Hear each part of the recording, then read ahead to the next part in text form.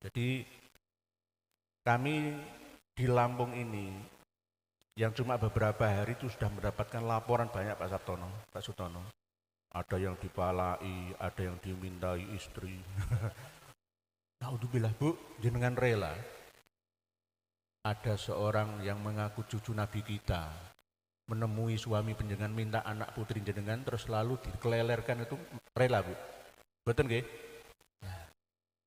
Kalau di Jawa ini sangat nemen, mohon maaf, ini kisah nyata, bukan karangan saya. Saya meneliti itu loh, terjun sampai ke akar rumput yang ada. Kalau Mustasar NU, struktural NU itu kan di atas saja. Yang lebih kultur ya kita ini gerilya kemana-mana itu. Saya wawancara, ada yang dimintai sapi 5 Pak. Iya. Bos tambang, ada yang dimintai dengan paksa loh ya, bukan seikhlasnya, bukan. Itu di mana-mana terjadi, tidak hanya di Lampung Timur saja, di Jawa gak karu-karuan. Istrinya diminta loh karena alasan melayani cucu Nabi kita supaya mendapat keberkahan itu loh. Ya dikasihkan ya, piye to iki? Iki ajaran apa itu loh. Saya itu sampai itu heran itu loh. Kok bisa? Lah, terus yainya saya tanya, "Yai, kenapa kok jenengan berikan?" "Saya takut kualat, enggak dapat syafaat." Duh, iki kena gendam, ya namanya kena hipno. Jadi kembali kepada bahasan tentang 800 juta itu tadi. Bener, 800 juta ditulis seperti itu. Kalau kita tidak membantahnya, kita diam saja berarti menerima. Kalau kita menerima berarti ya menerima dijajah gitu loh. Kalau kita mengakui bahwa para habaib Alawi itu cucu Nabi kita, berarti yatawalladu minhu itu kita juga meridhoinya. Gitu loh. Apa yang mereka lakukan berarti kita merestuinya. Mereka menghina Kiai Lampung Timur, kumpulkan 70, yang alim-alim masih kalah dengan satu habib yang bodoh. Ada kitabnya Al-Manhajus Sawi ala Thariqati Ba'alawi. Jenengan mau apa? Berarti jenengan itu direndahkan tapi tidak merasa direndahkan.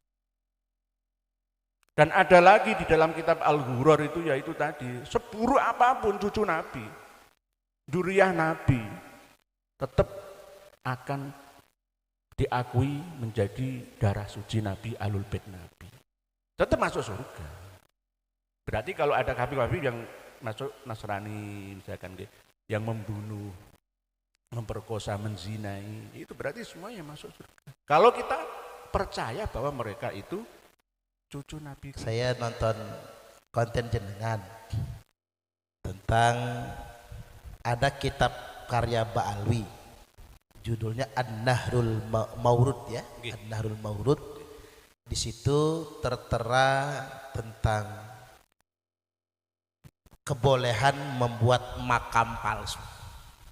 Itulah yang menjadi legitimasi mengapa Habib Lutfi sering sekali terlibat dalam berbagai macam pemalsuan makam di Indonesia. Termasuk di Lampung ini sudah ada beberapa makam palsu. Di antaranya di mana? Bandar Surabaya ya. Di Spontan.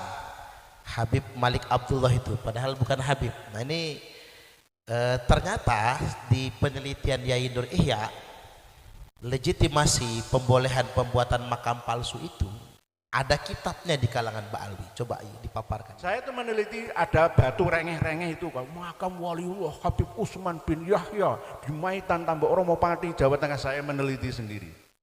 Subhanallah wa na'udzubillah, kok bisa seperti itu? Kalau tidak percaya Bapak Ibu sekalian datang ke makam Mbah Makhdum Ibrahim Sunan Bonang Kauman Kutorejo Tuban, Jawa Tengah. Dulu jenengan waktu ziarah ibu-ibu kan masih remaja dulu nggih. Enggak ada di situ, tuh ada Habib Mar Al-Kaf, Habib Al-Aidrus, semua marga itu hampir ada di situ. Ada Al-Yamani juga. Ada ring 1 Al-Aidrus. Ada berapa? 12 lebih itu. Pintu masuk itu ketok moto.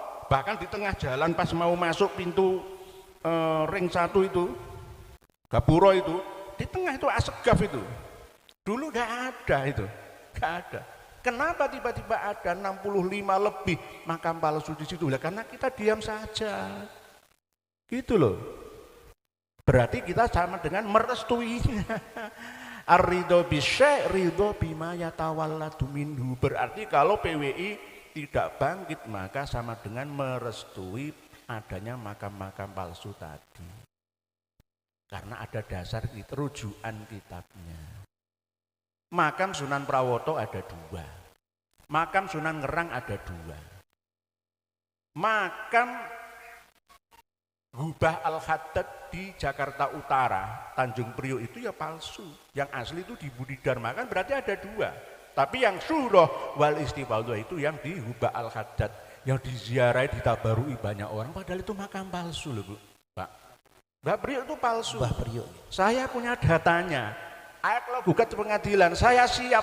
Saya kan sudah berkali-kali sampai saya itu diancam oleh warga Jakarta kalau Ustadz Nur Eki datang ke Jakarta dipenggal kepalanya. Saya siap. Seorang pejuang itu pantang mundur demi kebenaran gitu loh. Karena leluhur saya dulu itu pejuang-pejuang semua. Diantaranya ya kalau malam didatangi Kapiten Arab itu paginya lenyap hilang, nggak tahu kemana, mati mata-mata. Ini yang kita harus sadari bersama. Ini masalah membuat makam palsu saja. Ini wah rentetannya sangat luas. Kalau di Lampung Timur ini enggak berapa. Itu tadi yang di spontan itu marga apa ya Habibnya? Belum ada marganya. Dikasih Al Habib Malik Abdullah begitu aja. Abdullah. Ya, nanti ditambahi Al Haddad. Tapi yang mengisbat Al Muhdor. Al Muhdor, yang mengisbat Al Muhdor. Tapi mungkin bisa ditambahi Al Haddad juga bisa. Nanti. Bisa. Nanti. Pokoknya ya otak ade gathuk-mathuk lah piye pantese. Wis awuren ngono wis cara gampang. Awuren wong sampean meneng ae kok. PWI Lampung meneng ae berarti ya ner iku wis ngono wae. Siap bongkar ya? Ya siap, kalau palsu siap, enggak usah dikualat. Kalau memang perlu pembuktian dibongkar nanti ada kerangkanya atau enggak. Kan gitu. Assalamualaikum warahmatullahi wabarakatuh. Alhamdulillah rabbil alamin. Wa binasta'in wala mudunya wadin wa salatu wassalamu ala asrofil anbiya wal mursalin wa ala alihi wa sahbihi ajma'in amma ba'du. Alhamdulillah rabbil alamin. Berjumpa kembali di channel Prima Shermania Lampung. Bagaimana kabar teman-temanku semuanya pada kesempatan kali ini? Semoga teman-temanku semuanya selalu dalam keadaan sehat walafiat dimanapun teman-teman berada. Amin, amin ya rabbal alamin. Baiklah, pada video kali ini saya akan menayangkan acara pengajian dalam rangka pelantikan pengurus daerah Perjuangan Wali Songo Indonesia Laskar Sabilillah Kabupaten Lampung Timur, yang pada kesempatan kali ini diisi oleh beliau Kanjeng Raden Tumenggung Kyai Haji Nur Ihya Hadinegoro dari Surabaya, Jawa Timur, yang berlokasikan di Pondok Pesantren Nur Muhammad Waibungur Kabupaten Lampung Timur. Dan alhamdulillah acara ini berjalan dengan lancar. Oke, langsung saja untuk mempersingkat waktu, marilah kita bersama-sama mendengarkan mauidhah hasanah yang disampaikan oleh Kanjeng Raden Tumenggung Kyai Haji Nur Ihya Hadinegoro sampai selesai. Supaya tidak gagal paham, marilah kita dengarkan videonya sampai habis, jangan di skip, dan saran dari saya untuk selalu menggunakan headset supaya teman-teman bisa lebih fokus mendengarkannya. Baiklah, selamat mendengarkan. Itu mauidhatul hasanah yang akan disampaikan oleh beliau Bapak Kyai Haji Nur Ihya Hadinugroho. Kepada beliau dipersilahkan.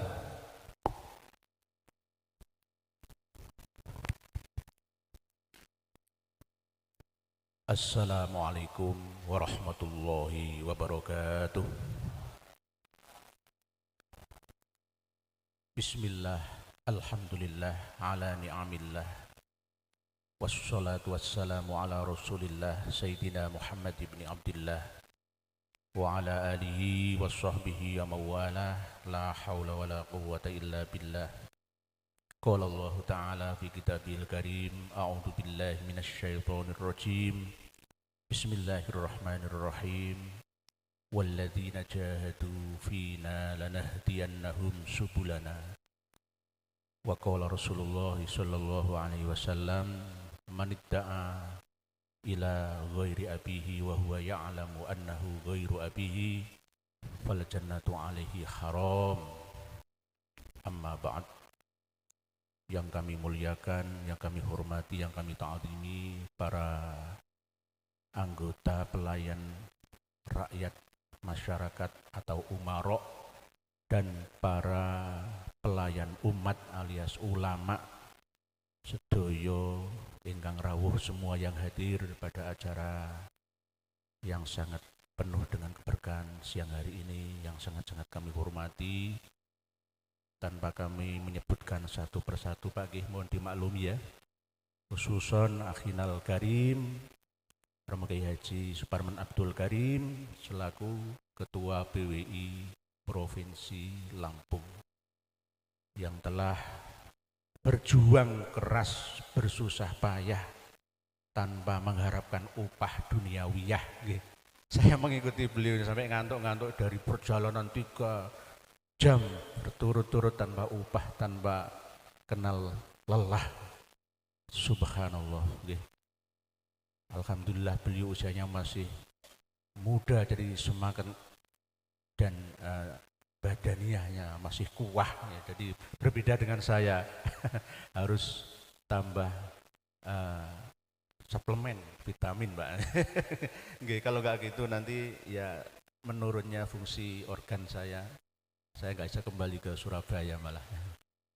Alhamdulillah, terima kasih matur suwun atas kehadirannya pada acara siang hari ini kepada panjenengan semua, walaupun tidak semeriah tadi malam ya, tetapi nggak apa-apa, Bu, kan jam kerja ini ya.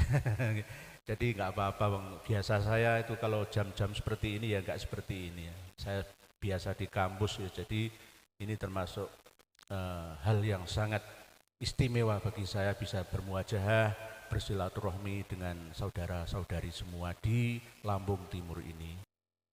Semoga langkah panjenengan hadir di tempat ini dicatat oleh Allah menjadi amalan sholihan yang makbulan. Amin Allahumma amin. Begitu juga dari aparat kepolisian, kawan-kawan dari Banser, semua panitia, semoga amal baiknya dalam mendukung terselenggaranya acara ini juga dibalas oleh Allah dengan balasan keberkahan dan kebahagiaan dunia sampai di akhiratnya. Khususnya Shahibul Hajah yang punya rumah pesantren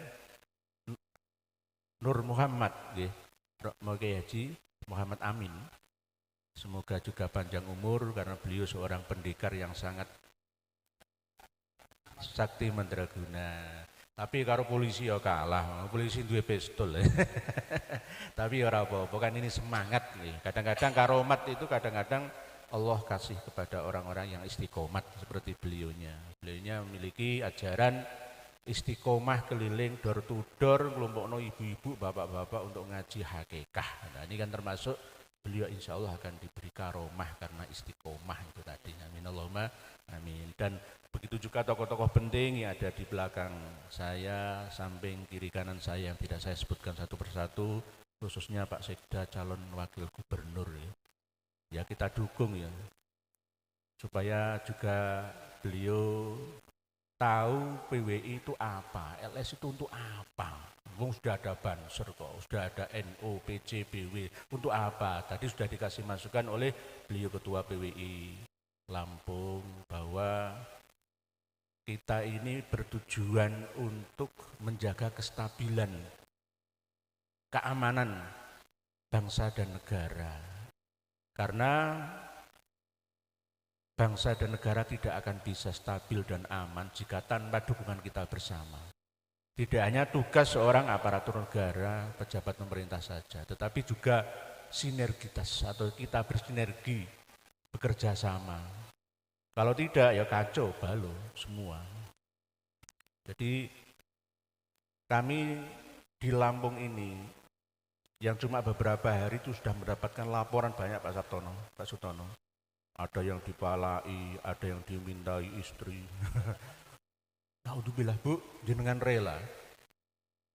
Ada seorang yang mengaku cucu Nabi kita menemui suami penjenengan minta anak putri jenengan terus lalu dikelelerkan, itu rela Bu? Betul nggih?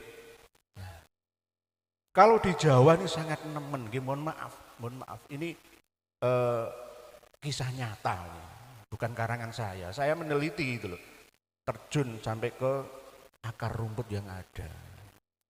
Kalau Mustasar NU, struktural NU itu kan di atas saja. Yang lebih kultur ya kita ini gerilya kemana-mana itu. Saya wawancara, ada yang dimintai sapi 5 Pak. Iya, bos tambang. Ada yang dimintai dengan paksa loh ya, bukan seikhlasnya, bukan. Itu di mana-mana terjadi, tidak hanya di Lampung Timur saja, di Jawa gak karu-karuan. Istrinya diminta loh karena alasan melayani cucu Nabi kita supaya mendapat keberkahan itu loh. Ya dikasihkan ya. Piye to iki? Iki ajaran apa itu loh. Saya itu sampai itu heran itu loh. Kok isa? Lah, terus yainya saya tanya, "Yai, kenapa kok jenengan berikan?" "Saya takut kualat enggak dapat syafaat." Duh, iki kena gendam ya, namanya kena hipnotis. Cara bahasa sekarang kerennya itu kena istilahnya pengaruh yang bisa menyembuhkan Pak Yai Muhammad Amin misalnya. Gendam balis gendam gitu loh. Nanti kalau ada lagi seorang habaib yang ngaku cucu Nabi gendam jenengan cablek ganti. Aku gak percaya, mungkin ono Pak Yai jadi Ustaz Suparman Abdul Karim gitu aja. Kasihkan fotonya kalau balik dewe. Nek ngono LS BWI yang turun langsung. Karena ini sangat berbahaya. Fungsi daripada zakat, infak dan sedekah tidak akan berdaya untuk umat yang ada. Akan digunakan oleh oknum atau kelompok tertentu saja. Padahal zakat, infak dan sedekah itu untuk asnafus samaniyah, fakir, miskin, duafa, ibnu sabil dan seterusnya sampai 8 itu. Sehingga karena sudah dikumpulkan oleh mereka untuk kelompok mereka, akhirnya secara umum kita ini tidak kebagian. Bukan kiainya, bukan, fakir, miskin, duafa yang ada. Pelatihan-pelatihan keterampilan masyarakat untuk menunjang dan meningkatkan sumber daya manusianya. Ini enggak diurus, enggak terurus, terabaikan itu. Ya gara-gara dana ini dikuras habis-habisan dari para kiai-kiai kita. Lah kiainya nyengkerem santrinya, kan gitu. Pak Yai Muhammad Amin kedatangan, Habib, tolong Pak Yai sediakan saya 50 juta saja. Akhir bulan saya ke sini. Wajib, enggak boleh kurang 50 juta. Ya Pak Yai Amin kan bingung. Akhirnya piye carane? Ya nekeki sampean iku. Nekeki santri-santri jamaah aku, aduh, ayo kene kumpul urunan aku. Ini untuk cucu Nabi, berkah, syafaah, karomah. Akhirnya apa? Ekonomi keumatan tidak berjalan. Jadi nanti misalkan Pak Sutono menjadi wakil gubernur ya perlu memahamkan ini ya kepada kawan-kawannya yang ada di struktur pemerintahan nanti. Bukan berarti kita ini iri, dengki, kebencian, ya enggak, tidak ada unsur itu. Intinya kita ini turut menyelamatkan anak bangsa. Tidak hanya masalah pemalaan saja, merubah sejarah, merubah makam-makam, ya. Semua diklaim diakui milik mereka. Lalu kita ini digiring semua untuk berkiblat ke Tarim sana, bukan di Ka'bah, Mekah, Al-Mukarramah, Madinah, Al-Munawwarah. Nomor 1 itu Tarim Al-Mahrusah, Tarim Al-Ghuna dengan lagunya Ya Tarim, Ya Tarim, Ya Tarim, Ya Tarim. Ganti saja, ya Lambung, ya Lambung, ya Lambung, ya Lambung, syailillah, syailillah. Terus ada bijai PWI, nah, gitu. Diganti aja. Yang muda-muda tolong pengumuman, yang nom-nom, gak usah nyanyi lagi, itu aja ya dulu. Ya. Jangan dinyanyikan ya. Oke. Ya Tarim sama sholawat bushro. Allahumma sholli wa sallim ala sayyidina Muhammadin sahibil bushra salatan tubashiruna biha. Ora usah lagu iku dinyanyekno. bukan sholawatnya. Asal usul adanya lahirnya sholat busro itu yang tidak sesuai dengan syariat yang ada. Gitu loh. Dan membandingkan sholawat busro dengan membaca Yasin 41 kali. Itu berdasarkan mimpi dan juga redaksinya ada yang tidak pas menurut tata bahasa dan balaghah yang kita pelajari selama ini. Yaumil akhirah iku enggak ono. Coba jalan-jalan oke. Nek man kana yu'minu billahi wal yaumil akhiri falyaqul khairan aw liyasmut.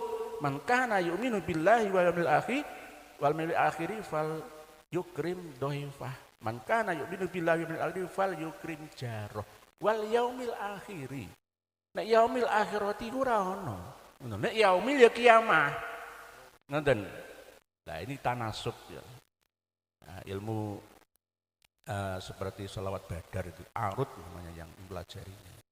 Jadi nggak usah, bukan sholawatnya. Kenapa ini saya larang? Karena mereka juga melarang sholawat badar.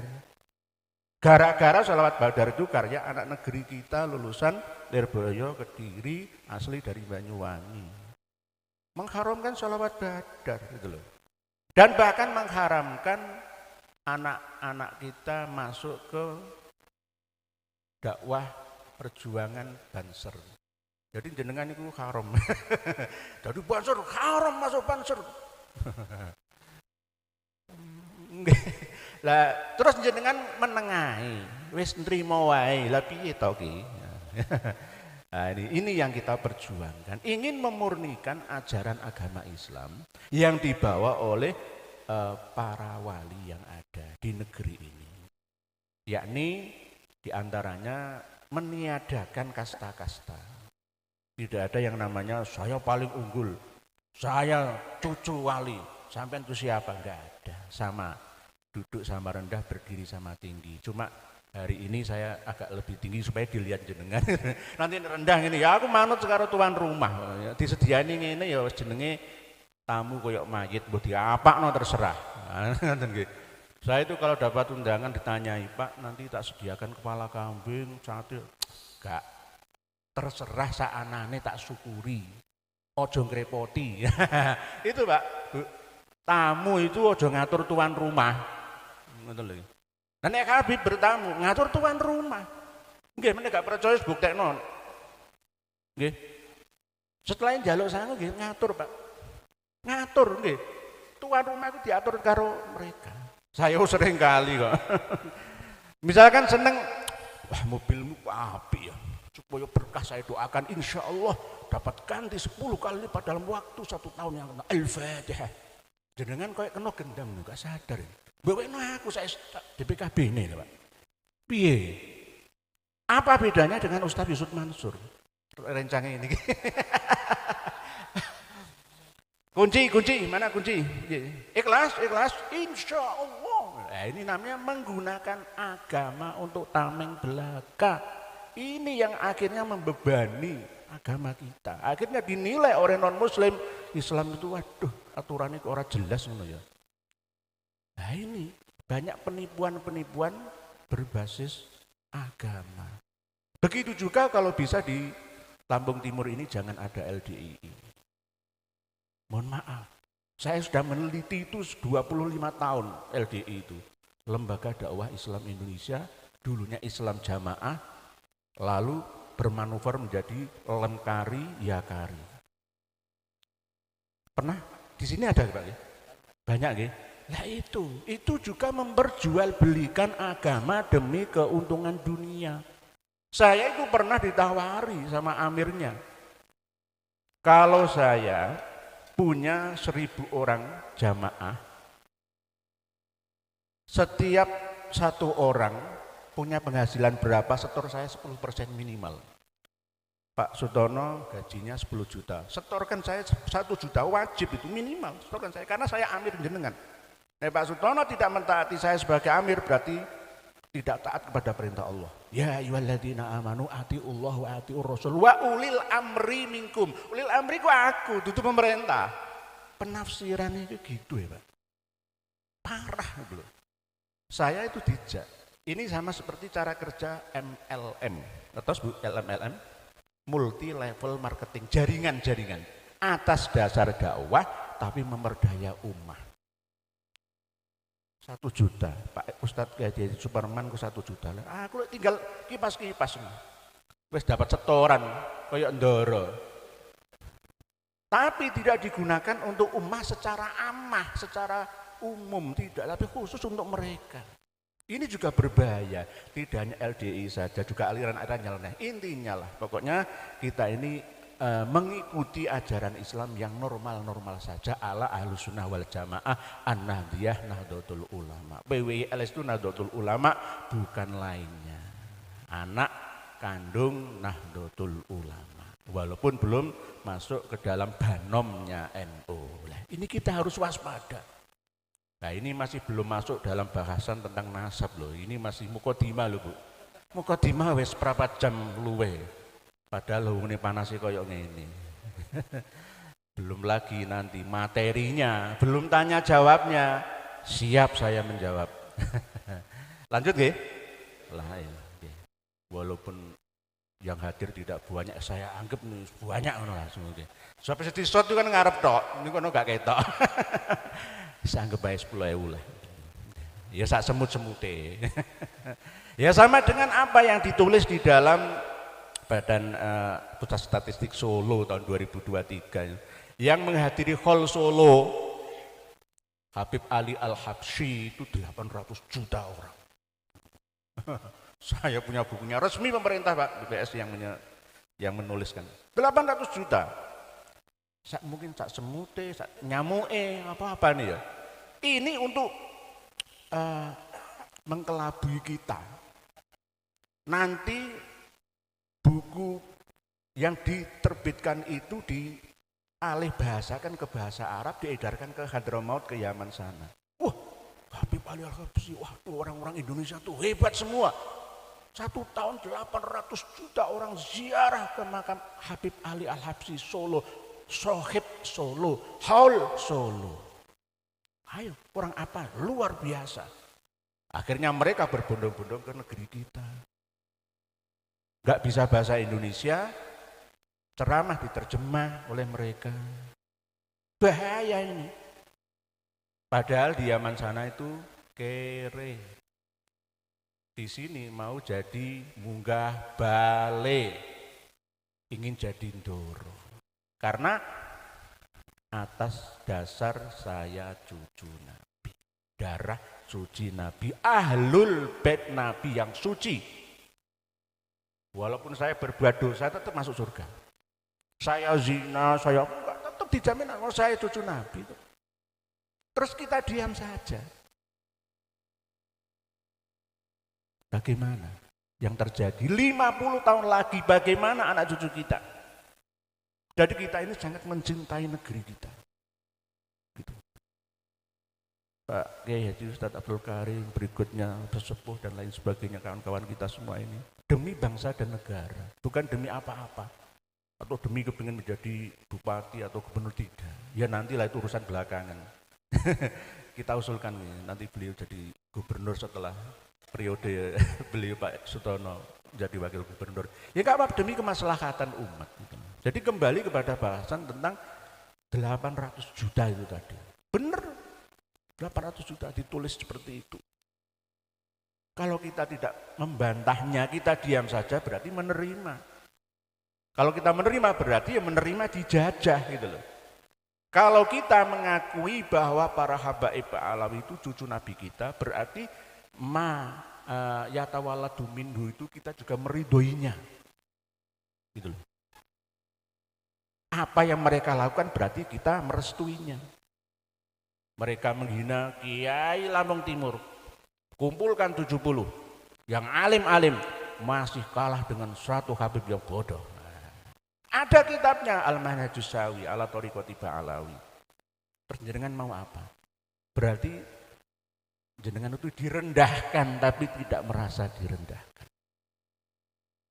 Dan ada lagi di dalam kitab Al-Ghuror itu, yaitu tadi, seburuk apapun cucu Nabi, dzurriyyah Nabi, tetap akan diakui menjadi darah suci Nabi, Ahlul Bait Nabi, tetap masuk surga.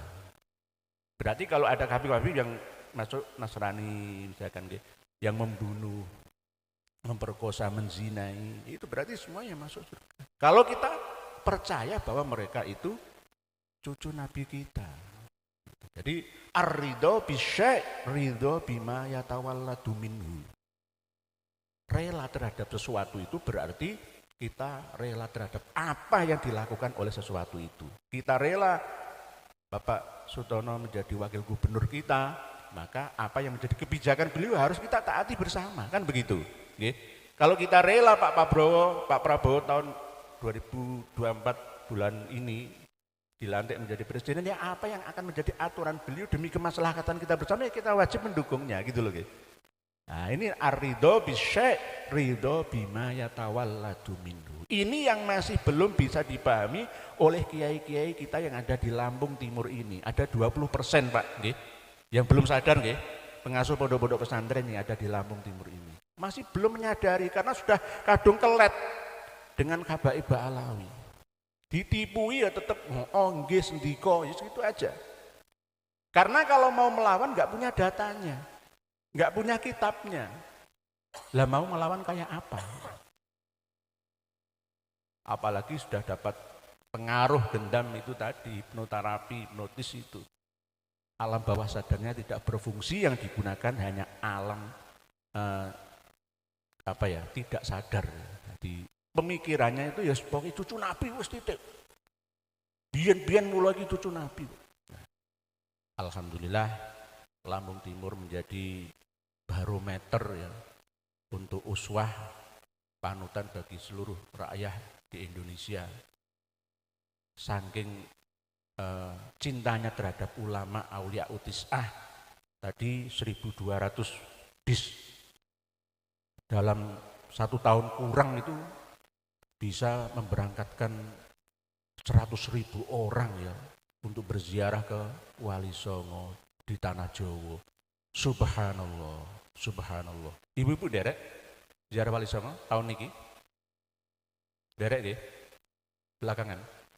Masih ada 3 bulan lagi, kurang. November, Desember.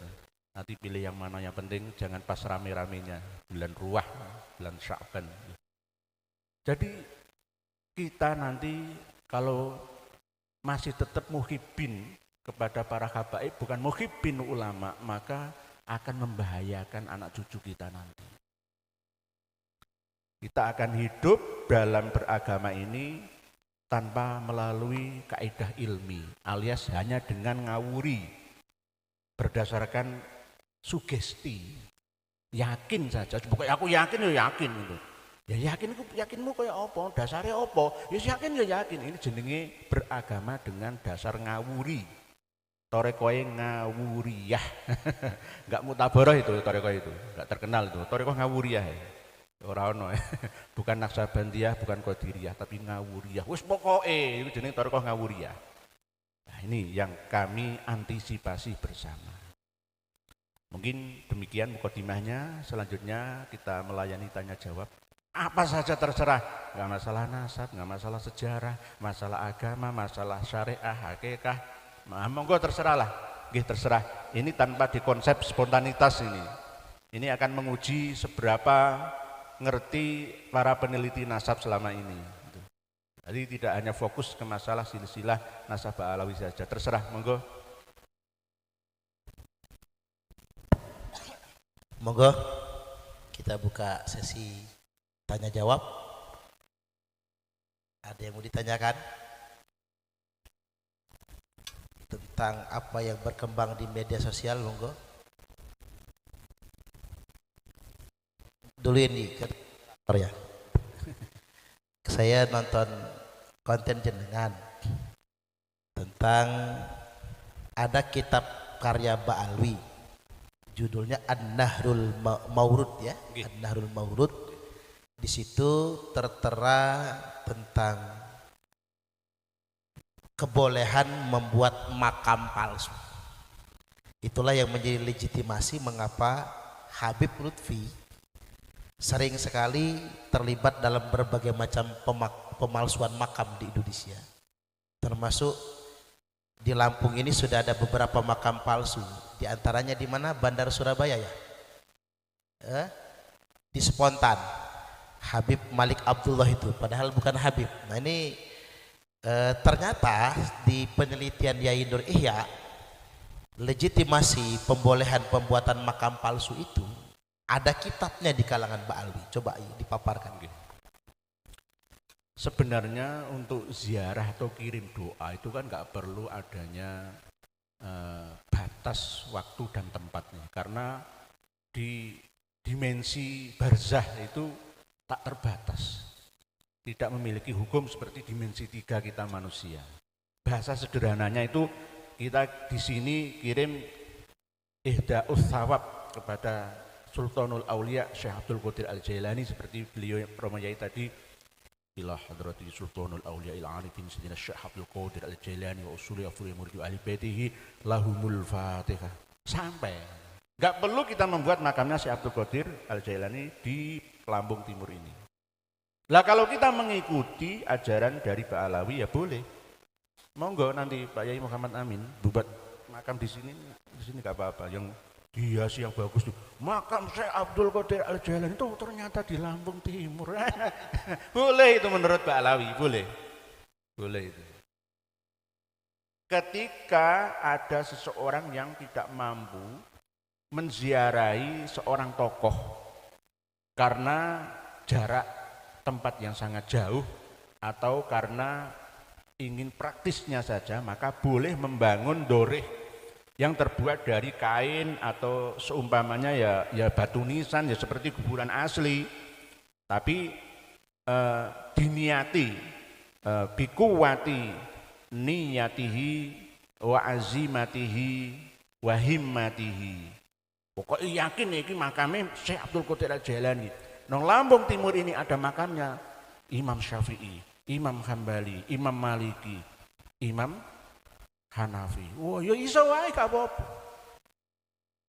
Karena roh atau sukma jiwanya orang yang sudah meninggal dunia itu bertebaran di mana-mana seperti sinyal internet yang ada di sekitar kita. Itu alasannya seperti itu. Jadi internet itu di mana? Ya di mana-mana. Enggak usah cari di Lampung Timur saja, ya di Lampung Tengah, di Lampung Barat, Lampung Selatan ya bisa. Alasannya seperti itu. Itu akhirnya agar menguatkan sinyal itu ditangkaplah sinyal internet tersebut dengan wifi yang ada atau dengan sinyal-sinyal yang ada di HP-HP kita ini. Tapi supaya tambah mantap dirubahkan seperti bentuk makam. Itu ada kitabnya An-Nahrul Mawrud yang disampaikan oleh beliau Kiai Haji Suparman Abdul Karim tadi. Nah kalau menurut syariat bagaimana? Ya tidak boleh. Ini namanya pemalsuan sejarah. Walaupun itu hanya diniati sebagai petilasan sekalipun, tetap tidak boleh. Itu penipuan, nanti akan diyakini oleh generasi kita yang akan datang menjadi benar-benar itu makam Syekh Abdul Qadir di Lampung Timur ini. Itu karena berdasarkan Syuhrah wal Istifadhah. Lawang yaiku saja Pak Yai Muhammad Amin mengatakan ini makam Syekh Abdul Qadir di sini kok. Ayo. Dan disaksikan oleh orang banyak, semua ini mengisbat. Ayo, isbat nggih, percaya semua nggih. Nggih. Oh, Syuhrah wal Istifadhah ijma. Ya ini menengahi berarti ijma sukuti menengahi dadi temen. Tuh bekas pohon itu. Nah, itu gak apa-apa itu. Nggih. Saya itu meneliti ada batu rengeh-rengeh itu makam Waliullah Habib Utsman bin Yahya di Maitan Tambak Oromopati Jawa Tengah. Saya meneliti sendiri. Subhanallah wa na'udzubillah. Kok bisa seperti itu? Kalau tidak percaya Bapak Ibu sekalian datang ke makam Mbah Makhdum Ibrahim Sunan Bonang Kauman Kutorejo Tuban Jawa Tengah. Dulu jenengan waktu ziarah ibu-ibu kan masih remaja dulu nggih. Enggak ada di situ tuh ada Habib Mar Al-Kaf, Habib Al-Aidrus, semua marga itu hampir ada di situ. Ada Al-Yamani juga. Ada ring 1 Al-Aidrus. Ada berapa? 12 lebih itu. Pintu masuk itu ketok moto. Bahkan di tengah jalan pas mau masuk pintu ring 1 itu, Gapuro itu, di tengah itu Asegaf itu. Dulu enggak ada itu. Enggak ada. Kenapa tiba-tiba ada 65 lebih makam palsu di situ? Ya karena kita diam saja. Gitu loh. Berarti kita sama dengan merestuinya. Ar-ridho bisyai' ridho bima yatawalladu minhu. Berarti kalau PWI tidak bangkit maka sama dengan merestui adanya makam-makam palsu tadi. Karena ada dasar rujukan kitabnya. Makam Sunan Prawoto ada 2. Makam Sunan Ngerang ada 2. Makam Hubah Al-Haddad di Jakarta Utara, Tanjung Priok itu ya palsu. Yang asli itu di Budi Dharma, kan berarti ada 2. Tapi yang syuroh wal istifaudah itu yang di Hubah Al-Haddad, yang diziarahi, ditabarui banyak orang, padahal itu makam palsu loh Bu. Pak, Mbak Priok itu palsu. Mbah Priok. Saya punya datanya. Kalau gugat ke pengadilan, saya siap. Saya kan sudah berkali-kali sampai saya itu diancam oleh warga Jakarta. Kalau Ustadz Nur Eki datang ke Jakarta dipenggal kepalanya, saya siap. Seorang pejuang itu pantang mundur demi kebenaran gitu loh. Karena leluhur saya dulu itu pejuang-pejuang semua. Di antaranya ya kalau malam didatangi Kapiten Arab itu paginya lenyap hilang, nggak tahu kemana, mati. Mata-mata. Ini yang kita harus sadari bersama. Ini masalah membuat makam palsu saja. Ini wah rentetannya sangat luas. Kalau di Lampung Timur ini enggak berapa. Itu tadi yang di spontan itu marga apa ya Habibnya? Belum ada marganya. Dikasih Al Habib Malik Abdullah begitu aja. Abdullah. Ya, nanti ditambahi Al Haddad. Tapi yang mengisbat Al Muhdor. Al Muhdor, yang mengisbat Al Muhdor. Tapi mungkin bisa ditambahi Al Haddad juga bisa nanti. Bisa nanti. Pokoknya ya otak-atik gathuk-mathuk lah piye pantese. Wis awuren ngono wis cara gampang. Awuren wong sampean meneng ae kok. PWI Lampung meneng ae berarti ya ner iku wis ngono wae. Siap bongkar ya? Ya siap, kalau palsu siap, enggak usah wedi kualat. Kalau memang perlu pembuktian dibongkar nanti ada kerangkanya atau enggak. Kan gitu. Gitu. Atau paling enggak disegel sementara. Itu indikasinya adalah makam asli leluhur orang Lampung. Mina Ngendiku Pulun. Beliau itu adalah keturunan dari Maulana Hasanuddin. Jadi ada hubungan dengan Sunan Gunung Jati. Okay. Seorang ulama yang berdakwah ke Lampung dan Meninggal. menjadi bagian masyarakat Lampung. Jadi salah satu leluhur orang Lampung yang kata Bang Henry keluarganya banyak di Sukadana. Jadi nanti kita PWI akan bersama keluarganya. Jadi bukan dibongkar status makamnya, diganti, dikembalikan ke makam aslinya. Jadi begitu. Oke, lurus. Mungkin ada lagi yang bertanya belum tentu tidak tahu loh ya. Mungkin malah justru mau memberitahu ke yang lainnya sebagai perwakilan saja. Ibu-ibu silakan, bapak-bapak silakan, mas-mas. Moga silakan.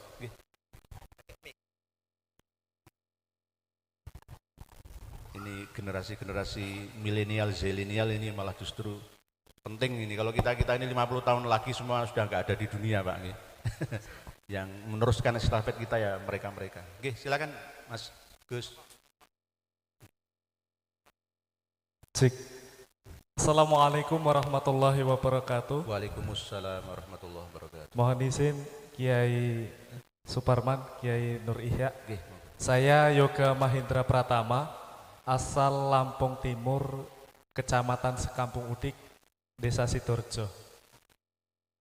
Yang ingin saya tanyakan, setelah pelantikan pengurus PWI, apa yang menjadi tugas kami selain menjaga sejarah dan bagaimana menyampaikan ke para muhibin, terkhusus di beberapa keluarga saya ada yang muhibin nyel, dalam arti kami sudah berupaya, saya juga sudah berupaya menyampaikan bahwasannya tesis dari Kiai Haji Imad itu memang sudah real, DNA-nya juga sudah haplonya G, seperti yang disampaikan Kiai Haji Suparman. Bagaimana menyadarkannya? Itu saja. Yang jawab siapa Pak Haji? Saya dulu. Okay. Saya akhiri wassalamualaikum warahmatullahi wabarakatuh. Waalaikumsalam warahmatullahi wabarakatuh. Mas Yoga Mahesa Pratama gitu. Yoga itu artinya adalah wong Jawa yoga ini sinten jenengan. Tapi nek cara bahasa Bali beda. Yoga itu ya meditasi. Mahesa itu ya gelar ya. Nek Mahesa Andika Lampung lah niku lah yang apa itu kangen band itu ya. Mahesa itu termasuk gelar bagi kesatria. Mahesa Kicak, Mahesa sama dengan Cakya Arya, suku asli Nusantara Mahesa itu. Mahesa, ya ningrat kalangan kasta di atas kesatria dari Brahmana ya Mahesa. Terus Pratama, anak pertama apa anak kedua? Anak pertama gitu. Alhamdulillah. Jadi saya itu enggak dukun ngeramal itu enggak. Ibu, wah ya ini kok tukang ramal. Sesuai dengan namanya. Namanya itu kan identitas ya, mengandung doa gitu. Nah, jadi beliau Kang Mas Yoga ini memiliki orang tua yang masih mukibin belum tersadarkan. Caranya bagaimana? Ya. Hubungi Kiai Haji Suparman Abdul Karim. Nanti akan dikirimi video-video. Enak, nanti kalau bapak kita itu nanti jenengan ceramah, wah gak iso. Yang bisa menasihati orang tua kita itu harus orang lain. Kalau jenengan malah diremehno, wani ke orang tuamu itu. Oh, cilik tak gedekno kok malah tambah ceramahi aku. Pinter-pinter ta kamu. Betul lah, kasawen diseneni malah. Ya, malah dimusuhi. Ya, orang lain datang atau kalau punya video nah, ditunjukkan. Ini loh Pak buktinya. Ini loh, ada 37 video yang sudah diupload oleh kawan-kawan kita, bisa ditonton oleh semua di mana dan kapan saja. Itu yang berbentuk video. Kalau mungkin masih belum jelas ya, kasih tahu ke kiai-kiai kita yang dipalai oleh para habib-habib itu. Tidak hanya dipalai, bojone dijaluk, digomplayu, ana sing tukang perkosa, bojone wong iku lho ya dizinai. Iku hukumnya apa? Itu namanya zina muhson. Itu hukum paling berat, itu diwantemi watu sampai mati. Itu hukum paling berat loh. Kalau di Indonesia ini nggak menggunakan hukum Islam, hukum kompilasi. Lah, seperti itu kok masuk cucu Nabi Pak? Lah, sih gampang-gampang wae itu loh. Yang paling menyentuh itu ibu-ibu biasanya. Bu, coba Bu, ada seorang yang mengaku cucu Nabi terus menzinai seorang wanita yang masih sah menjadi istri, hukumnya gimana Bu? Pasti langsung sensitif ibu-ibu, pasti itu. Lah nanti Mas Yoga kalau sulit menasihati ayahanda ya melalui ibu saja, gitu. Enak ibu ku ngerayu lah iso. Pak awake dipikir-pikir Pak, diwolak-walik kok ya ora tepak ya Pak ya. Awake dhewe selama ini jadi mukibin kok akeh rugine. Dipalaki terus iku Pak. Piye Pak ya? Ayo coba sowan ngene Ustaz Haji Suparman Abdul Karim atau Pak Muhammad Amin ya atau kiai-kiai setempat di sini ya. Wis enggak usah menggunakan dalil dulu lah, yang akli yang masuk akal sesuai fakta saja. Gitu Mas Yoga. Jadi jangan buka berdasarkan kitab An-Nahrul Maurud ya, enggak masuk malah. Oh jenenge wong tuwa mbok dalili. Ya. Ya yang fakta-fakta yang realita saja. Yang mudah dicerna itu aja. Nah, itu caranya untuk menyadarkan orang tua kita. Tetapi tetap sebagai anak harus menghormati orang tua kita.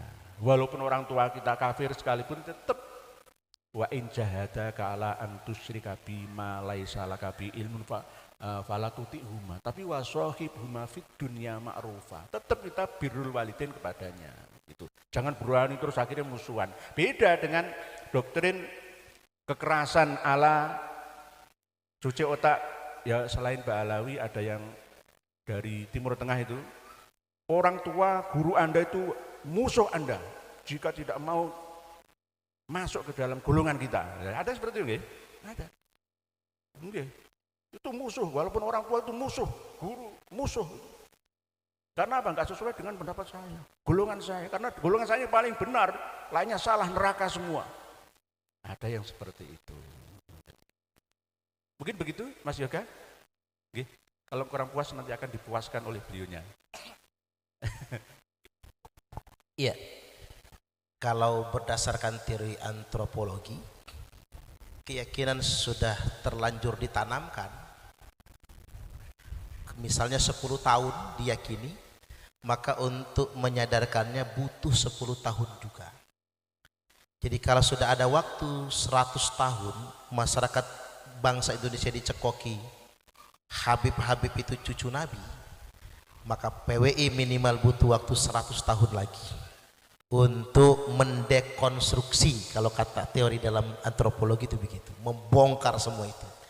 Jadi mau nggak mau sabar, tapi hasilnya sudah sungguh luar biasa. Mereka sekarang sepi pendawiran, kegiatan mereka sudah mulai sepi dan sudah mulai nggak berani ngaku-ngaku cucu Nabi. Ini pengaruhnya sungguh luar biasa. Mengalir saja, sabar, ojo ke susu, jangan emosional, jangan marah-marah, karena kita bukan FPI ya, kita bukan FPI. Jadi jangan marah-marah, jangan arogan. Buat Laskar Sabilillah, jangan mudah terprovokasi, jangan mendahului, tapi siapapun yang menghadang kita tumbur. Tapi kalau kita duluan jangan, itu namanya main hakim sendiri atau persekusi, gak boleh. Jadi begitu. Oke, jadi jelas.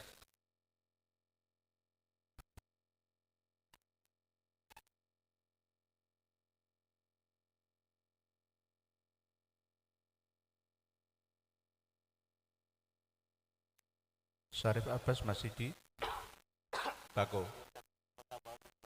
Oh, masih 2 jam.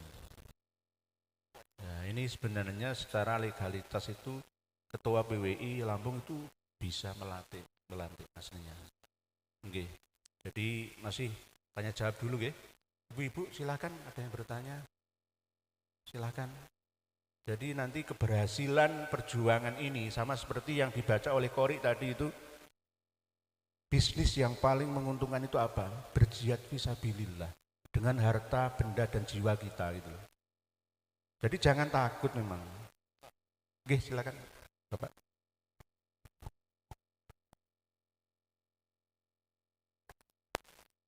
Cek. Assalamualaikum warahmatullahi wabarakatuh. Warahmatullahi wabarakatuh. Dumateng Bapak Kiai niki kula Nur Salim saking Lampung Timur, Pak. Niki bahasa Jawa mawon, Pak. Niki perlu sing kula tanyakan kali Bapak Kiai, niki daerah kula teng kula muhibin niku mayoritas cinta kali itu turun. Lah niku cara mengatasi nggih. Terus itu termasuk kita pripun apa enten hal-hal mboten, Pak. Jadi kumpul sampai di kalian masalah kita tutup duror, Pak Yai. Matur. Assalamualaikum warahmatullahi wabarakatuh. Waalaikumsalam warahmatullahi wabarakatuh. Tetangga sebelah kiri kanan depan belakangnya beliau Pak Yai Nur Salim ada yang masih muhibin akut dan banyak mayoritas nih malah ya. Nah, ini perjuangan panjenengan sangat berat, tetap harus menggandeng kawan-kawan dari luar kampung panjenengan karena ini bukan perjuangan perorangan, ini kan organisasi saling memberi bantuan ya. Jadi nanti harus dibantu oleh kawan-kawan yang lain. Di antaranya masih sering mengamalkan sholawat Nabi ala Maulid Simtud Duror itu tadi. Kalau bisa kembalikan ke asal perjuangan para wali dulu dengan dibaan, berzanjenan, syarofil anaman, azaban nadzoman itu kan ada 5 itu. Misalkan tibaan ini kan sudah 5 kan cukup, nggak perlu ditambah-tambahin Simtud Duror.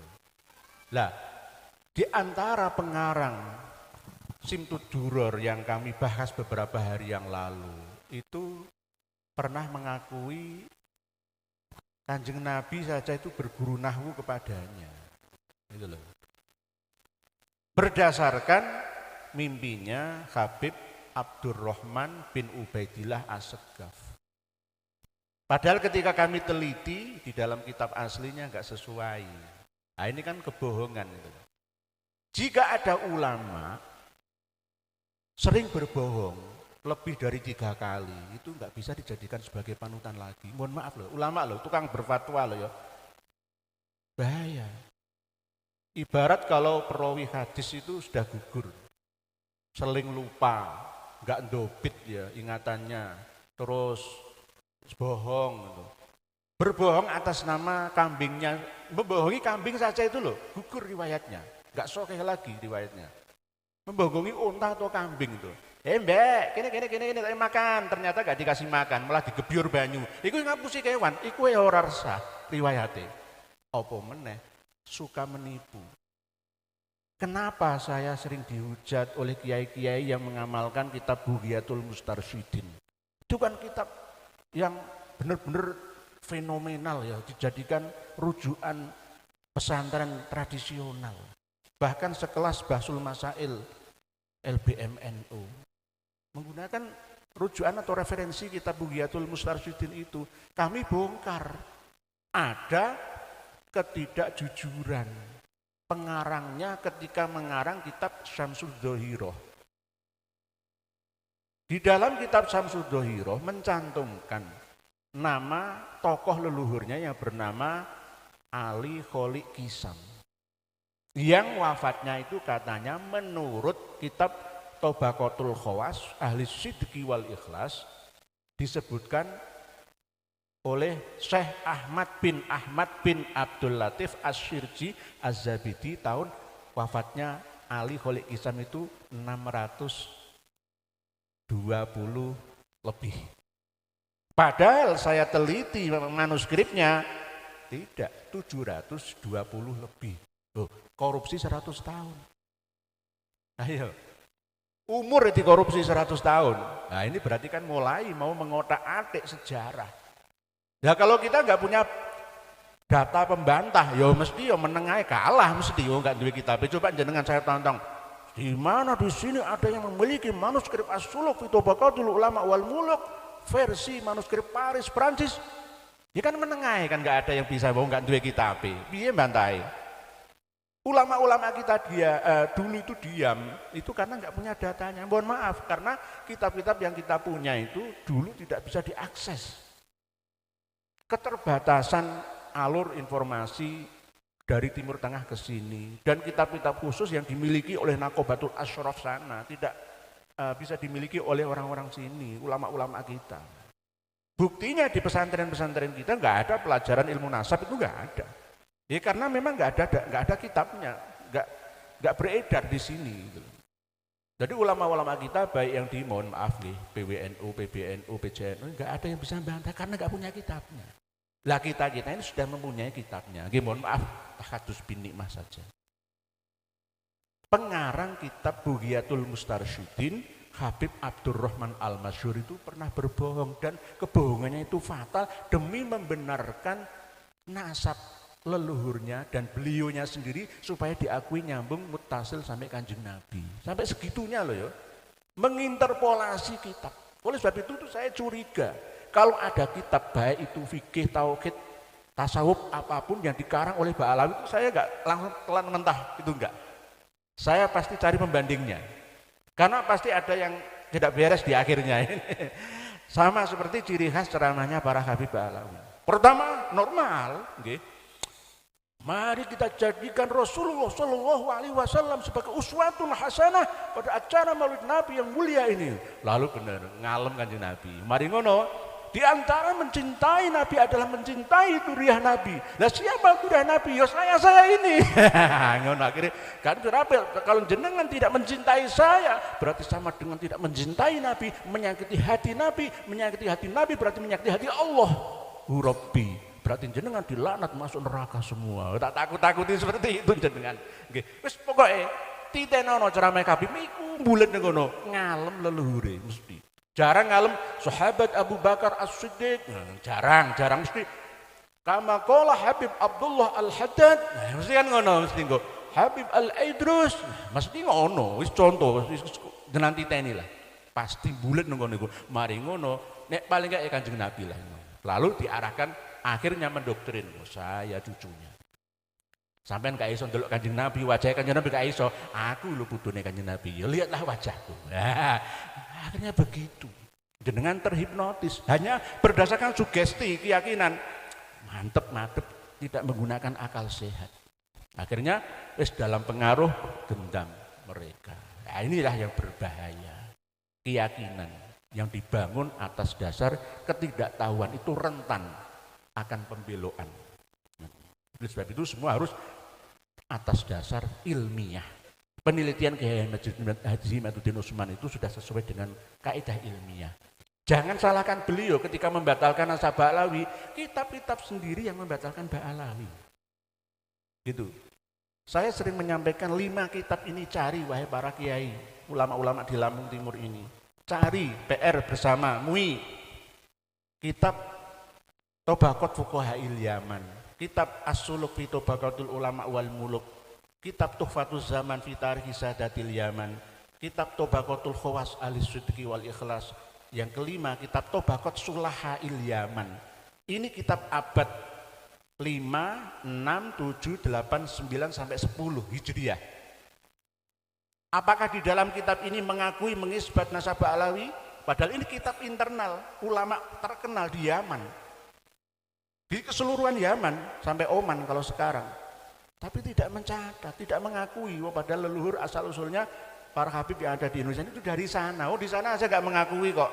Di sini kok malah mengakui. Itu gimana? Minta diakui itu bagaimana? Perlu kita ketahui bersama, para hadirin hadirat semua, bahwa Habaib Ba'alawi datang ke Indonesia itu secara gelombang besar-besaran itu pada abad 19 Masehi.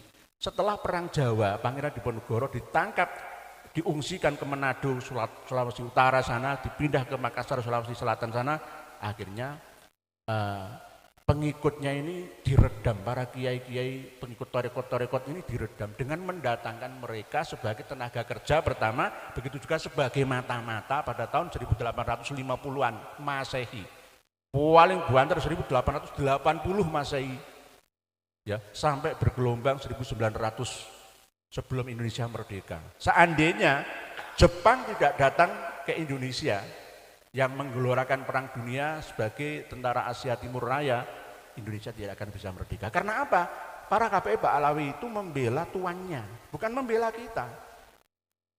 Bukan membela negeri kita Nusantara itu, enggak, membela tuannya alias Wilhelmina dan anak buahnya, ya Belanda kesemuanya.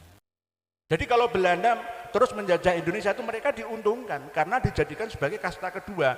Yang pertama Eropa, yang kedua Arab, Yaman, Hadrami, Cina, ya, sebagian India. Lah kita ini jonges semua. Itu kelas rendah dengan itu.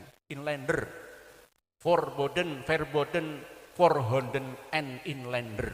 Yang bisa menikmati fasilitas hidup itu hanya mereka. Pribumi anjing semua. Dianggapnya kayak gitu. Jadi jenengan kula-kula ini dianggap anjing. Jadi kalau ada ceramah para habib, kiai anjing, kiai babi, ya memang itu doktrin Belanda. Gitu loh. Doktrin Belanda itu seperti itu. Jadi mereka, para habib itu meneruskan doktrinnya Belanda untuk terus mencengkeram kita, membodohkan kita supaya negara kita nggak bisa maju. Bal-balan wae lho iso melu-melu, al-kaf ya melu-melu. Mungkin kena pengaruh bahasa nasab di Indonesia. Sampai Indonesia dua-dua gini gitu. Jangan niku menang asline ngono. Al-kaf. Al-kaf itu Ba'alawi. Periksa kitab Khidmatul Asyirah. Ayo, 346 marga tapi tinggal 125 mengerucut 75 marga. Ba'alawi semua. Al-Kaf itu Ba'alawi. Al-Habsi itu campuran, ada yang Ba'alawi, ada yang asli Arabi. Al-Habsi itu asli Ethiopia. Wong ireng-ireng koyo Rohingya itu Al-Habsi sebagian. Tapi ada yang Al-Habsi Ba'alawi. Jadi itu. Mungkin ada lagi?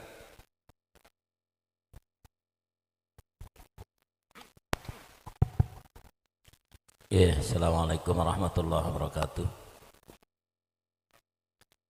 Mengapunten ya kalau jumangin saking Pringsewu. Saking Pringsewu ada beberapa hal. Yang pertama curhat ya. Jadi dulu sekitar tahun 2020-an pernah terjadi di Pringsewu itu, khususnya di Kecamatan Pantura. Itu ada desa Margasari.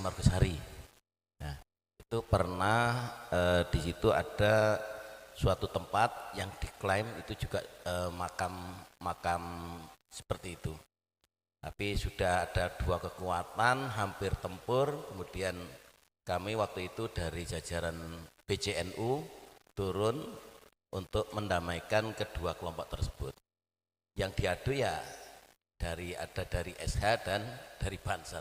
karena semua kekuatan itu sudah cukup lumayan, akhirnya kami turun dan alhamdulillah bisa terselesaikan, karena yang mengklaim bahwa itu ada ada makamnya, diajak bongkar nggak berani, itu namanya melecehkan. Nah, sementara yang tidak percaya bahwa di situ itu ada makam bersikukuh untuk membongkar.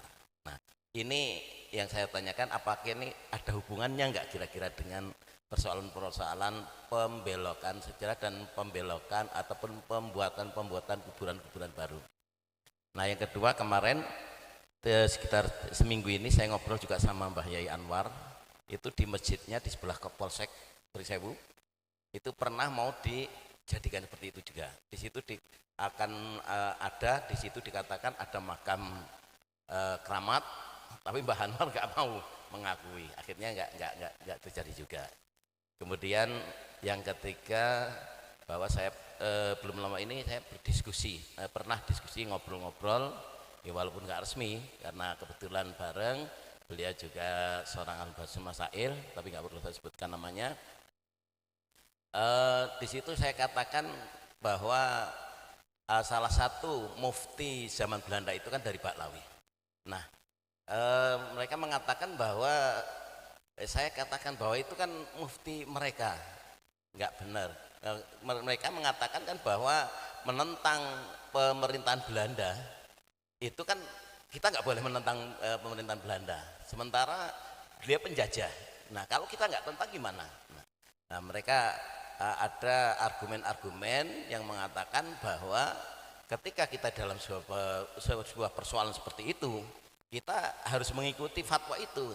Ini apa punya dasar atau gimana, sehingga ya saya tetap keras bahwa itu tetap nggak benar, karena mereka itu adalah sebagai mufti dari penjajah, yang waktu itu bahasa Indonesia kan menentang, termasuk Mbah Hasyim sendiri menentang fatwa-fatwa tersebut.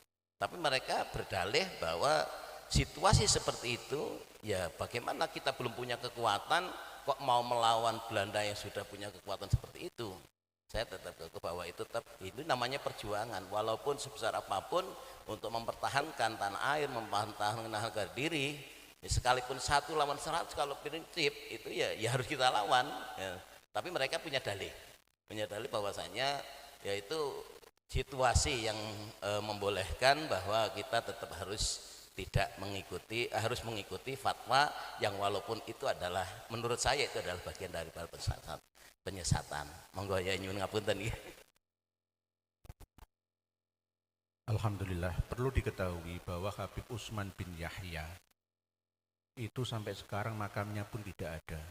Pertama kali di Tengarai ada di Jakarta Timur, sekitar makam Bukit Duri itu nggak ketemu, digali sampai 6 meter itu nggak ada jasadnya. Terus akhirnya dicari kemana-mana nggak ketemu.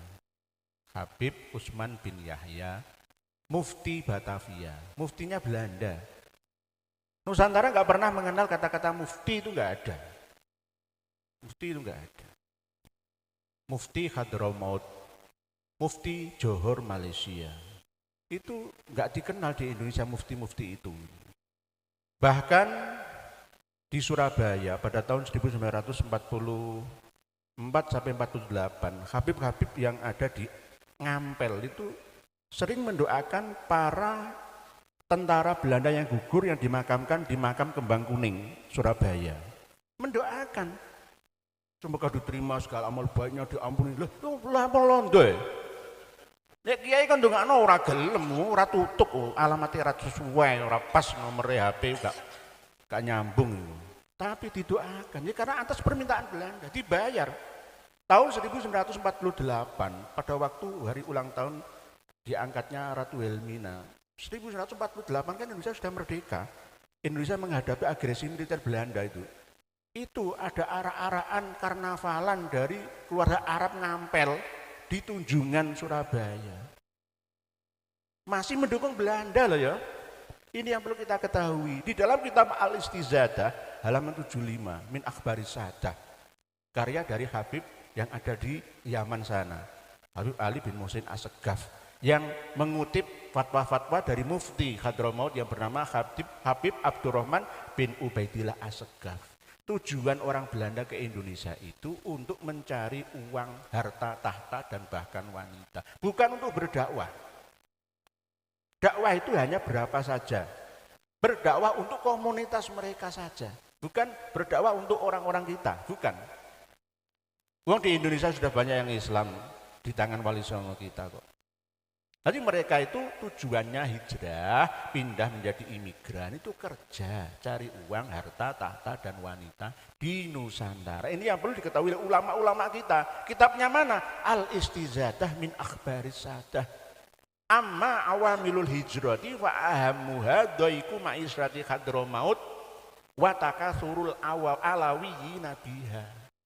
Kalau dibantah kayak apa nggak bisa. Lah kok ada sesepuhnya Habib Taufik bin Abdul Qadir Assegaf, ada Habib Soleh Tanggul Jember. Oh nggih. Oh nggih, monggo. Nggih ndherekaken, Nggih, monggo. Nggih. Jadi nggih, monggo ndherekaken nggih. Nggih, ada acara beliau nggih. Ini sebentar lagi kita tutup nggih. Nggih, ini saya terangkan asal-usul kedatangan para imigran Yaman atau orang-orang Arab yang mengaku sebagai Habib cucu Nabi kita. Itu tujuannya bukan untuk berdakwah mengislamkan Nusantara, bukan mencetak ulama, bukan. Mereka itu mencari nafkah. Lah, ada yang berdakwah itu hanya segelintir saja.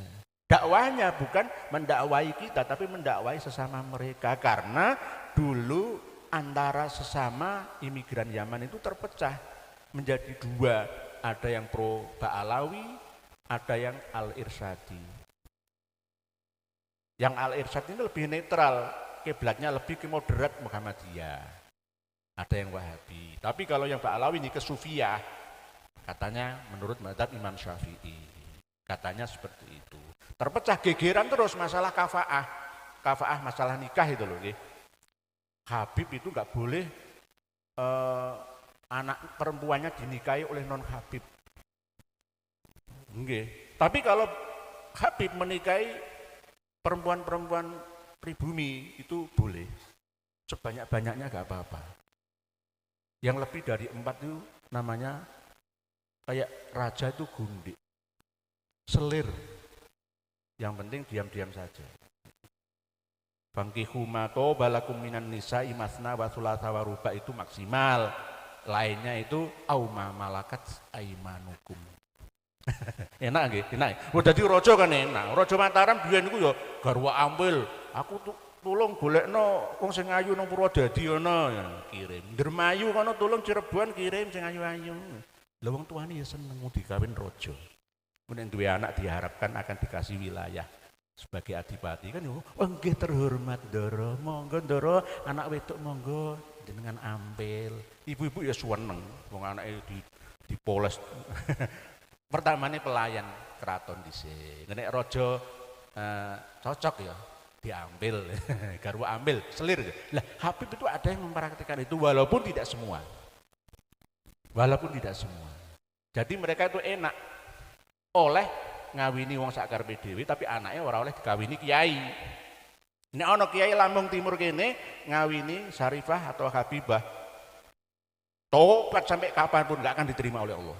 Ibadahnya sampai 2 tumbuk 10 tumbuk tidak diterima oleh Allah. Neraka. Kecuali bisa mengembalikan keperawanannya. Itu ajaran apa? Ajaran apa? Pikir bareng lah. Itu jenenge enggak adil dan bijaksana. Itu enggak ajaran Rasulullah SAW. Masalah kafaah itu tidak seperti itu. Kafaah itu kesepakatan. Nah ini kan bukan kesepakatan karena berdasarkan aku kalangan tertinggi, kasta tertinggi. Kok kawin orang rendahan itu apa? Kong sopo? Aku paling hebat dewi. Manusia super aku gila. Nah akhirnya ini bukan ajaran Islam. Nah kembali ke pertanyaan beliaunya Pak Romo Kiai Jumangin nggih. Aslinya Jumain nggih. Wong Jawa itu ain itu gak patok iso. Nggih ngo nggih. Ihdinas siratal mustaqim. Siratal ladzina iyyaka na'budu wa iyyaka nasta'in. Lho kiai-kiai biyen kan ngono. Kiai Musta'in kok kangelan, Musta'in. Lah, dina Jumuah asline. Bukan Jum'ah. Ya ayyuhalladzina amanu idza nudiya lis-sholati mi yaumil jumu'ati. Nah, Jumat. Surat Al-Jumu'ah. Nah ini Pak Jumain. Nah, jamak taksir dari jamaah. Jumain. Jadi Jumangin. Jadi wong Jawa. Lur Jawa napa? Nggih. Beliau bertanya tentang makam-makam palsu tadi itu. Lah, ada dasar kitabnya tadi yang disampaikan Kiai Haji Suparman Abdul Karim, kitab An-Nahrul Ma'rud. Tidak hanya itu, sejak dulu sebelum An-Nahrul Ma'rud juga sudah ada doktrin tasawuf seperti itu. Menciptakan makam-makam palsu, leluhurnya itu diperbolehkan. Sampai-sampai makam leluhur utamanya yakni Imam Ahmad Al-Muhajir yang ada di Husayyisah Seyun Hadramaut Yaman itu juga palsu. Palsu itu. Makam Nabi Hud di Tarim sebelah timur tenggaranya 80 km itu juga palsu. Tapi diyakini karena alasan syuhur wal istiwa itu sudah disepakati kok itu makam Nabi Hud ya sudah syuhur wal istiwa sudah di ijma, sudah ada syahadahnya, sudah ittifaq, sudah ada ikrarnya sahih, sah, saksi sah. Makam Nabi Hud sah di daerah Tarim Hadramaut provinsi itu. Makam Imam Ahmad Al-Abbas juga sah karena berdasarkan syura wal istifadhah, berdasarkan ijma dan syahadah, begitu juga ikrar. Sama yang dijadikan dasar oleh para habaib bahwa nasab mereka itu sah nyambung sampai Rasulullah dengan dasar ijma, syura wal istifadhah dan ada syahadah ikrar. Itu dasarnya. Jadi nanti siapapun, misalkan Romo Yai saya endorse menjadi Imam Mahdi sekarang. Saksi, beliau ini Imam Mahdi abad ini. Ya bisa juga. Bang, dengan amini gue akhirnya yakin semua Imam Mahdi di sini. Kan ada seperti itu, okay? Ada aliran seperti itu, okay? LDII itu punya alir Imam Mahdi sendiri. yakni Imam Abdul Aziz Sultan Aulia. Nah, itu Imam Mahdi versi LDII. Selawat wahidiyah wonten mriki. Wonten nggih. Niku nggih kata Imam Mahdi dhewe. Nanti kita bahas lagi. Jadi intinya makam-makam palsu itu diperbolehkan. Asalkan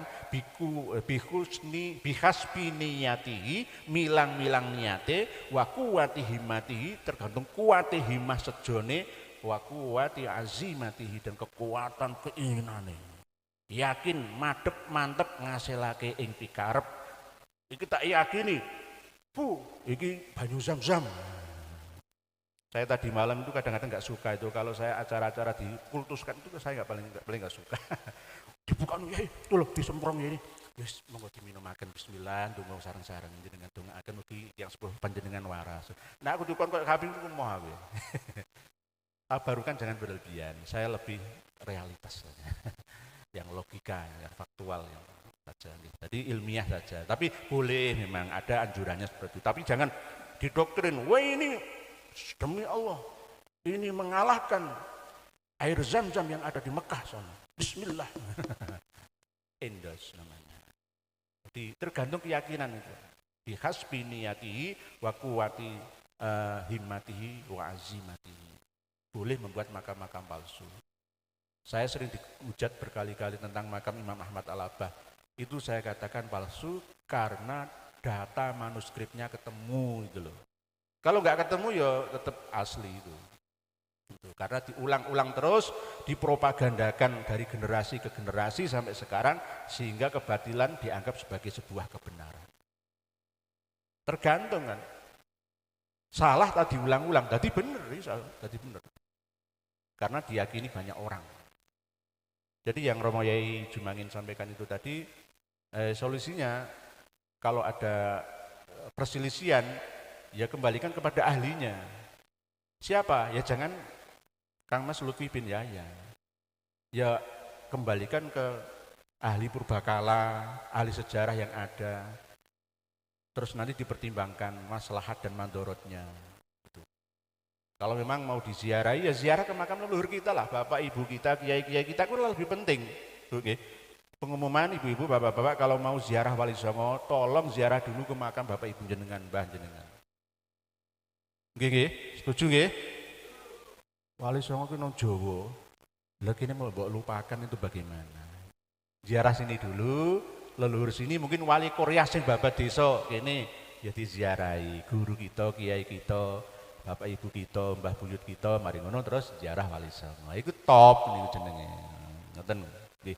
Dadi Pak Yai Jumangin caranya jangan bil kaswi wal qoro ini. Jangan dengan menggunakan ronsen kira-kira. Oke. Bukan syafah wal qorinah saja, tetapi harus berdasarkan ilmiah. Nanti dikaji sedemikian rupa, benarkah ini makam tokoh tersebut atau tidak. Fas'alu ahla dzikri in kuntum la ta'lamun itu diterapkan. Kalau nggak ngerti, tanya pada yang ngerti, yang ahli di bidang masalah arkeologi berdasarkan filologi yang ada. Terus ada lagi tadi Pak Yai Jumangin, yang pertanyaan ketiga tadi apa? Mufti. Hati mufti itu nggak dikenal. Mufti Hadramaut yang bernama Habib Abdurrahman bin Ubaidillah As-Segaf tahun 1916 Masehi sebelum Indonesia merdeka itu datang ke sini, ke Jawa. Tujuannya apa? Mendamaikan pertikaian, pertengkaran, permusuhan antara sesama imigran Yaman yang sudah beranak pinak di Indonesia. Ya di Lampung juga ada, di Sumatera banyak, Palembang, Umbruan, di Kalimantan Barat, di Kalimantan Selatan, wakeh, seake-ake di sana. Itu masalah kafaah sama rebutan gelar sayyid. Sayyid itu kan bahasa Arab, doro lah, doro. Ya sayyidi, tapi sayyid ini dimonopoli oleh non Ba'alawi yang Al-Irsyadi. Ini yang Arab asli loh, Al-Irsyad itu. Kawan-kawan saya banyak yang ada di Al-Irsyad. Terus yang Ba'alawi ini mau memonopoli sendiri, rebutan sayyid. Kalau sayyid berarti aku keturunannya Kanjeng Nabi gitu loh. Tapi oleh Al-Irsyad, enggak, jangan begitu, kamu enggak jelas kok. Akhirnya rebutan, sampai minta fatwa ke Belanda. Jadi Mufti Hadramaut juga dilibatkan datang ke sini, nengai gegeran antar mereka sendiri. Dulu gegeran dengan mereka sendiri, sekarang gegeran dengan kiai gitu loh. Yo mati mereka, dalam arti kualat malah justru. Duriya wali kok dimusuhi gitu loh. Nggih. Tuan rumah kok malah tambah dimusuhi, ya piye to ki. Jadi kesalahan besar bagi mereka ya, karena kebiasaan mengumpat, berkata kotor, siapkan pedangmu, siapkan kerismu, siapkan celuritmu, kita akan bunuh PWI. Ya kan ngomong provokasi. Ngomong kayak ngono sejak biyen iki lho, sejak biyen. Nanti gak heran saya. Ngomongannya kasar-kasar, enggak punya etika, akhlakul karimah. Ngomong elek-elek lah, bahasa-bahasa yang enggak pantas gitu loh. Itu sudah biasa. Sejak dulu itu. Enggak hanya masalah kafaah saja, ya masalah semuanya. Masalah sosial semuanya. Intinya mereka tetap kita sadarkan bersama, kita tidak memusuhinya, menyadarkan dengan penuh kesabaran, ketelatenan, keikhlasan. Menyadarkan, kita rangkul, kita tidak memukul. Tapi kalau mereka mukul ya ganti dipukul gitu.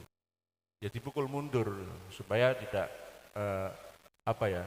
tuman ya bahasa Jawa nih ya. Karena menyombongi orang sombong itu wajib atau boleh supaya sadar.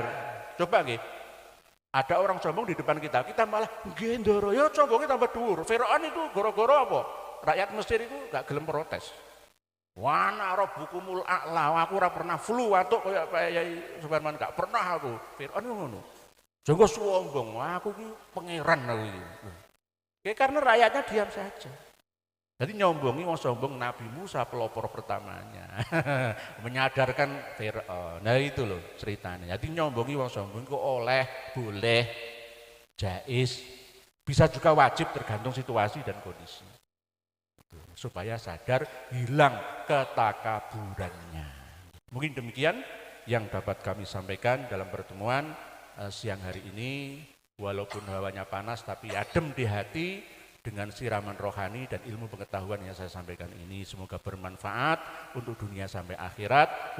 Walaupun sebentar, semoga lama maslahahnya bagi kita semua. Ibu-ibu bisa nyampaikan ke suaminya nanti, bapak-bapak juga bisa menyampaikan ke anak-anaknya nanti, semuanya, Kang Mas Banser, adik-adik Fatayat Ibnu PBNU, Romo-Romo Yai semua, tetap semua menjadi mubalik yang menyampaikan ini. Kalau kita kiaskan kepada kanjeng Nabi ya balighu anni walau ayah. Sak ngertimu ya sampai sak huruf, iso Fatihah ya ulang Fatihah. Isomu nyetel video tontono wong tuamu iki lho Mas Yoga. Nah, iki lho Mas Yoga, Bapak, Pak, tonton lho Pak. Aku gak iso nasihati sampean Pak. Aku nyaderno sampean. Isomu iku ya lakoni iku.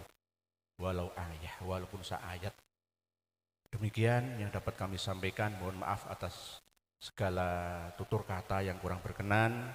Ini karena kebodohan saya, ya, karena kekhilafan saya. Kalau ada yang benar itu mungkin dari hidayah Allah Ta'ala, tapi kalau ada kesalahan, kekurangan itu dari saya pribadi sendiri. Mohon dimaafkan, mohon dimaklumi.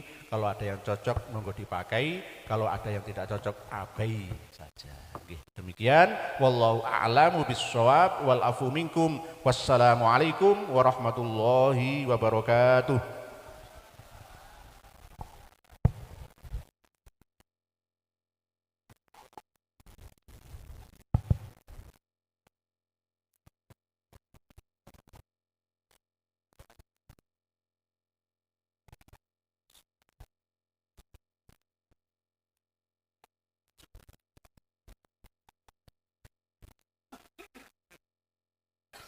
لرضا الله تعالى وشفاعة رسول الله صلى الله عليه وسلم من حضار المقاصد ودفع المفاسد إلى حضرة النبي المصطفى محمد صلى الله عليه وسلم وعلى سلطان الأولياء سيدنا الشيخ عبد القادر الجيلاني قدس الله سره العزيز ولله لهم الفاتحة. أعوذ بالله من الشيطان الرجيم. بسم الله الرحمن الرحيم. الحمد لله رب العالمين الرحمن الرحيم مالك يوم الدين. إياك نعبد وإياك نستعين اهدنا الصراط المستقيم صراط الذين أنعمت عليهم غير المغضوب عليهم ولا الضالين. أعوذ بالله من الشيطان الرجيم. بسم الله الرحمن الرحيم. اللهم صل وسلم على سيدنا محمد وعلى آل سيدنا محمد سيد الأولين والآخرين وسلم. رضي الله تبارك وتعالى عن كل ساداتنا أصحاب رسول الله أجمعين. الحمد لله رب العالمين حمد الشاكرين حمد الناعمين حمدا يوافي نعمه ويكافئ مزيده. يا ربنا لك الحمد كما ينبغي لجلال وجهك الكريم وعظيم سلطانك. اللهم اغفر لنا ذنوبنا وخطايانا كلها. اللهم اغفر لنا ذنوبنا ولوالدينا وارحمهم كما ربونا صغارا ولشيخنا ولمشايخنا ولجميع المسلمين والمسلمات والمؤمنين والمؤمنات الأحياء منهم والأموات. اللهم صل وسلم على سيدنا محمد صلاة تنجينا بها من جميع الأهوال والآفات وتقضي لنا بها جميع الحاجات وتطهرنا بها من جميع السيئات وترفعنا بها عندك أعلى الدرجات وتبلغنا بها أقصى الغايات من جميع الخيرات في الحياة وبعد الممات إنك على كل شيء قدير. اللهم ذي السلطان العظيم وذي المن القديم وذي الوجه الكريم وولي الكلمات التامة والدعوات المستجابة عاقل الحسن والحسين من أنفس الحق عن القدرة والناظرين وعن الإنس والجين. وإن يكاد الذين كفروا لا يزلقونك بأبصارهم لما سمعوا الذكرى ويقولون إنه لمجنون وما هو إلا ذكر العالمين ومستجاب القرآن العظيم. وورث سليمان بن داود عليهما السلام الودود ذو العرش المجيد. طول عمري واصلح جسدي طول عمري واصلح جسدي واكثر أموالي وأولادي وكثر أموالي وأولادي وحبب لي للناس أجمعين وحبب لي للناس أجمعين وتباعد العداوة كلها من بني آدم عليهم السلام من كان حيا ويحق القول على الكافرين. وقل جاء الحق وزهق الباطل إن الباطل كان زهوقا. وننزل من القرآن ما هو شفاء ورحمة للمؤمنين ولا يزيد الظالمين إلا خسارا. ربنا آتنا في الدنيا حسنة وفي الآخرة حسنة وقنا عذاب النار. سبحان ربك رب العزة عما يصفون السلام على الحمد لله رب العالمين. Assalamualaikum warahmatullahi wabarakatuh. Alhamdulillahirrahmanirrahim. Telah kita dengarkan bersama Mauidhah Hasanah yang disampaikan oleh Kanjeng Raden Tumenggung Kiai Haji Nur Ihya Hadinegoro. Demikianlah di video kali ini, mudah-mudahan bisa menambah ilmu-ilmu yang bermanfaat dan wawasan-wawasan penting bagi kita semuanya. Amin ya rabbal alamin. Di sini saya mohon maaf apabila ada kesalahan dalam penyebutan nama dan tempat serta pengeditan yang makan waktu lama. Jika teman-teman menyukai channel ini, support terus, yakni Prima Syahrimania Lampung. Subscribe channel ini jika channel ini bermanfaat. Share ke teman-teman Anda semua. Silakan like dan komen di bawah jika teman-teman menyukai video-video di channel ini. Terima kasih atas perhatiannya. Saya pamit mundurkan diri. Wassalamualaikum warahmatullahi wabarakatuh.